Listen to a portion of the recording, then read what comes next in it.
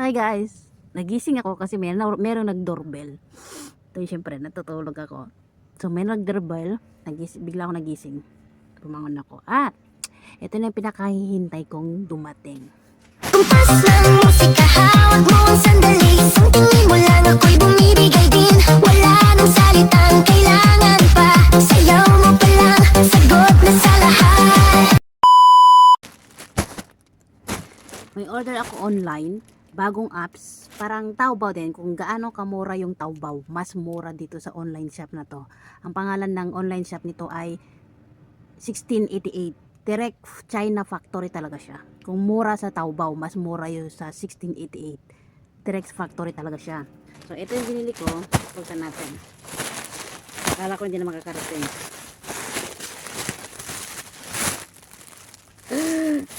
Alam niyo ba kung magkano to?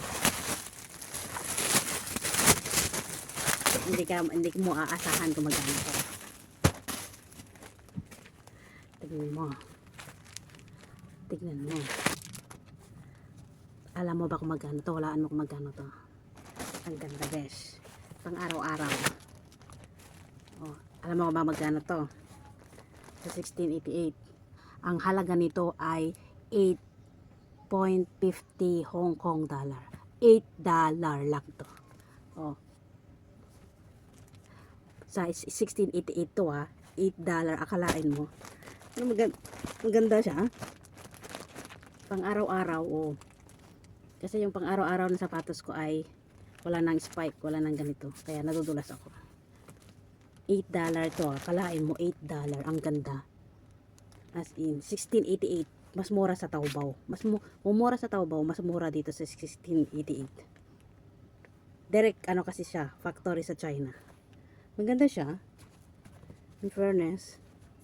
Okay, next. Ito. Walaan nyo kung magkano to. Dalawa. Alam nyo ba kung magkano to? Oh my god. I love it. This is a skirt. Meron siyang short. Ayan.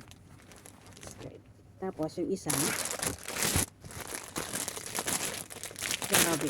Sabi ko kung hindi dumating yung order ko sa 1688, i-uninstall ko na yung apps na yun. Pero dumating siya.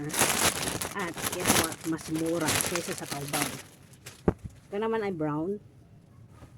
Pak. Sakto. Tapos meron siyang short din. Alam niyo ba kung magkano to? Itong dalawang to ay $10 Hong Kong. 10 Hong Kong dollar.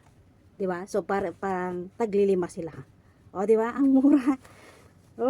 Ang ganda. So itong dalawang skirt na to ay $10. So dalawa tag 5 siguro sila. $5 ang isa, so naging $10. 10. At ito akalain mo. $8 lang to. Bago din, no? At saka maganda din sa loob. Patungan mo lang ng ng mas magandang mas malambot na dapan, di ba? Akalain mo. Kung ako sa inyo, mag-install na kayo ng apps na to at sigurado mapapa-shopping kayo sa dami ng mura. Kung mura sa Taobao, mas mura dito sa apps na to, promise. Di ba? Pwede din siyang home delivery, pwede rin i-pick up nyo sa mga ibang stasyon ng warehouse nila, o kaya pwede naman sa locker ng inyong building. Parang Taobao din.